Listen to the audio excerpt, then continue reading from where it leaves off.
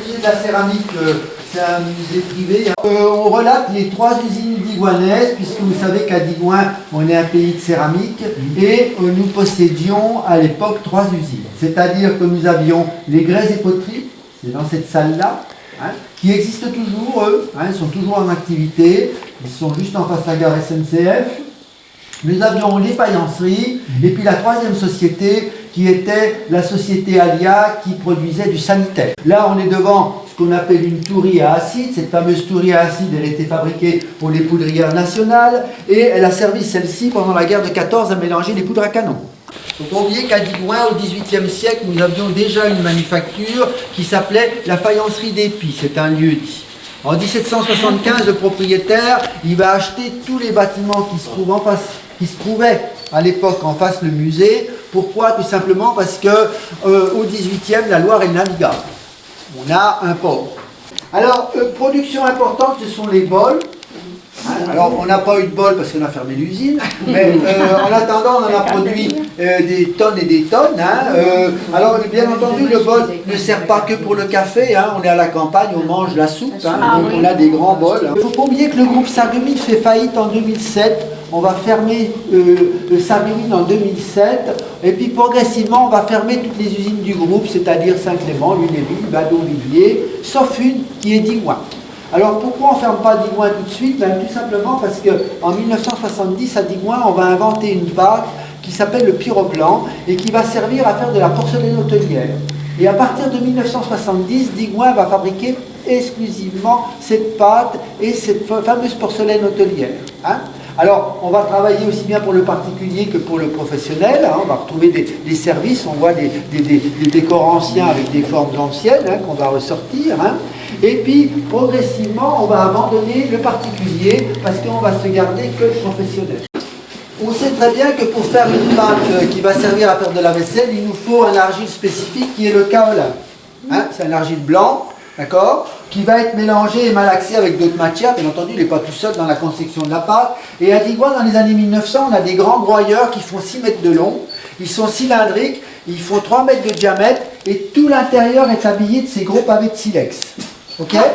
On va mettre toutes nos matières qu'on veut mélanger et malaxer à l'intérieur. On va rajouter de l'eau et un certain tonnage de galets.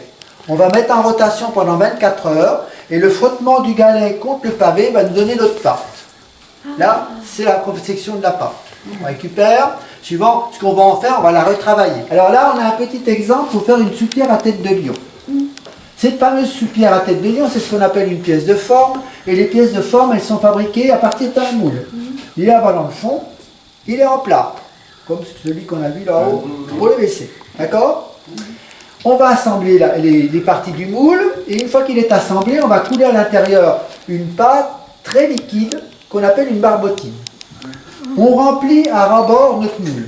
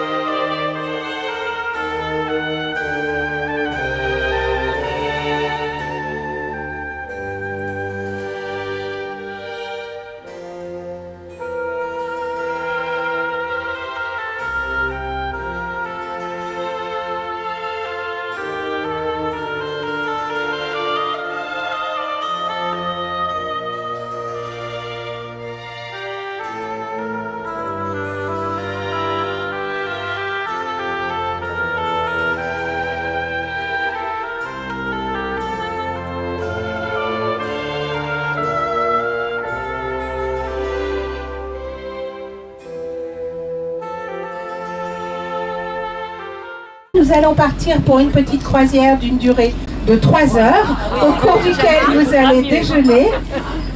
Nous allons traverser le pont-canal de Digoin, la première écluse du canal latéral à la Loire. Nous allons naviguer sur ce canal, puis nous ferons demi-tour pour revenir à notre embarcadère. Nous vous souhaitons une agréable croisière. Est au gabarit Fraissinet, elle fait 38,50 m de long, 5,5 m de large. Elle a une profondeur de cale d'1,80 m, ce qui lui donne une charge utile de 250 tonnes. C'est un pont de pierre qui mesure 243 mètres de long. La profondeur de sa cuvette est identique à celle du canal. Le canal n'est pas très profond, il fait 2 mètres. La largeur de cette cuvette est de 6 mètres. Il est constitué de 11 arches de 19 mètres de portée et nous allons bientôt surplomber la Loire de 12 mètres. Ce pont-canal a été fait selon les anciennes méthodes, c'est-à-dire que l'été on détournait le lit de la rivière et à l'emplacement des piliers on plantait d'énormes pieux de chêne, comme le chêne dans l'Aune pourrit pas. Ça constitue les fondations pendant plusieurs siècles. L'ouverture du canal en 1838 a fait peu à peu disparaître sa navigation. Il y avait 3 types d'embarcations qui descendaient la Loire. Il y avait les chalands, c'était des bateaux à fond plat, très solides, qui transportaient les marchandises nobles, c'est-à-dire les vins de Bourgogne et les céréales du Bourbonnais. Il y avait les bascules, c'était des bateaux viviers qui transportaient les poissons des étangs de la Loire pour ravitailler les marchés parisiens. Et il y avait les sapines, des bateaux construits très légers, en sapin des montagnes du Forez. Ces bateaux faisaient qu'un seul voyage. Arrivés à destination, ils étaient vendus avec la cargaison et ils devenaient du bois de chauffage ou du bois de construction.